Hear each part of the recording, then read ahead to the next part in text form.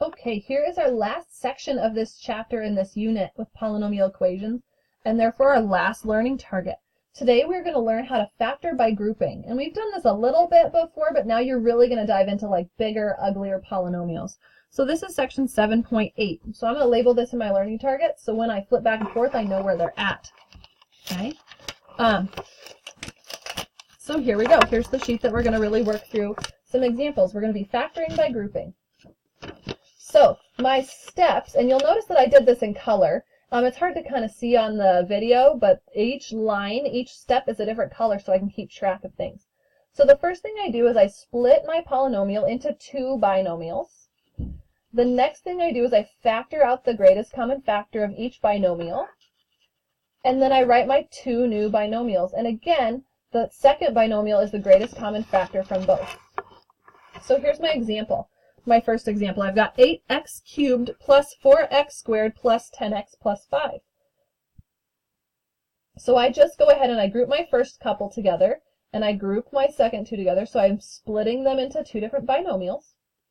I find my greatest common factor. So here in this first part, I notice that both of these numbers are divisible by 4, and they both have two x's. They both have an x squared, so I factor that out. So I notice I'm left with 2x plus 1. In my second binomial, both of my numbers are divisible by 5, so I pull out that 5, and I'm left with 2x plus 1. Just like we did when we were factoring that ax squared plus bx plus c, I end up with the same thing inside here.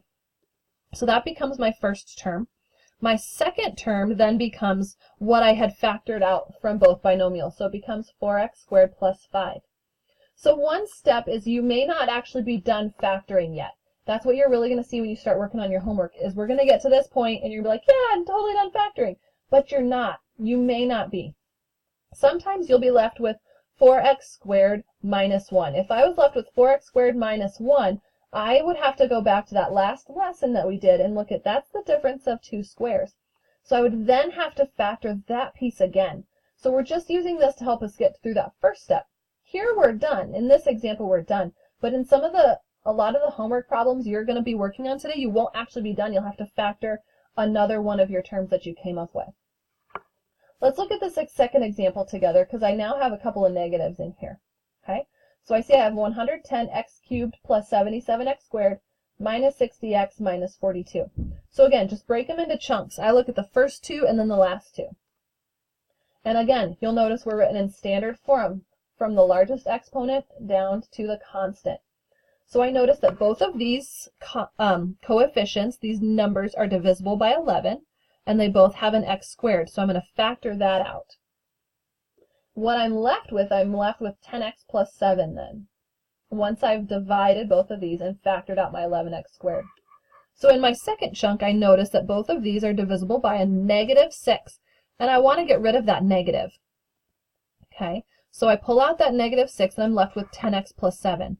And I know I was right to pull out that negative 6 because these two things are the same. If I was just to factor out a positive 6, I'd be left with negative 10x minus 7. So then my two chunks would be the same, so I know I'd have to go back and revisit where that negative should go. So again, I have my first term now, is 10x plus 7. My second one would be that 11x squared minus 6. So that's those couple of examples. So now here's a couple that I want you to work on following these same steps so that we can see that we're really kind of getting it. So now I want to walk through just another example of how we can take everything that we've kind of learned in this unit and put it all to the test. So here's something that I'm asked to factor. Really, let's go ahead and solve this one. So we're going to set it equal to 0, and that's how we kind of know we're solving and not just factoring, because I'm set it equal to 0. So I'm asked to solve. So the first step is I want to try and factor out any GCFs, any of the greatest common factors. Well, I see all of these coefficients are divisible by 2, and they all three have an x, so I'm going to pull out that 2x. So what I'm left with is I'm left with x squared plus 4x minus 5 equals 0. Okay, so now I have a couple of things that are being multiplied. So now let's see if I can factor any more. Well, here I see I just have a simple trinomial, right, with a 1 in front of my x squared term. So it's just x squared plus bx plus c. So let's come up with all of my possible factors of a negative 5. So it could be a negative 1 times a positive 5 or 1 times a negative 5. And let's add them, and we're trying to get to 4. So negative 1 plus 5 is 4, and this would be negative 4. So these are the two that I want. So let's go ahead and rewrite this. I can't forget my 2x that I factored out earlier.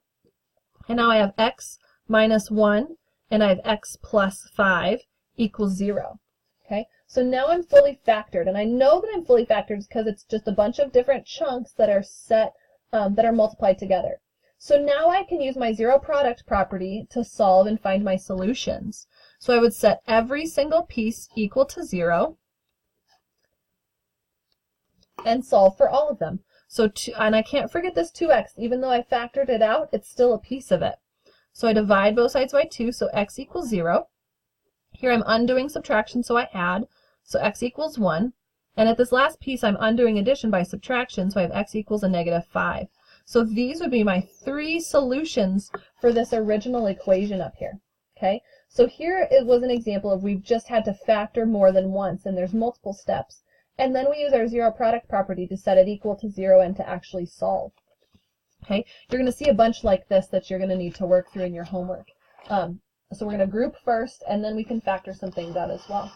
So now that we've done that, and now that we've worked through all of these learning targets, go ahead and work on your homework for 7.8. But then take a few minutes after that to look through some of these earlier ones and make sure that you understand those and where they came from and what we can do with them as well. So as always, let me know whenever you get stuck or have any questions.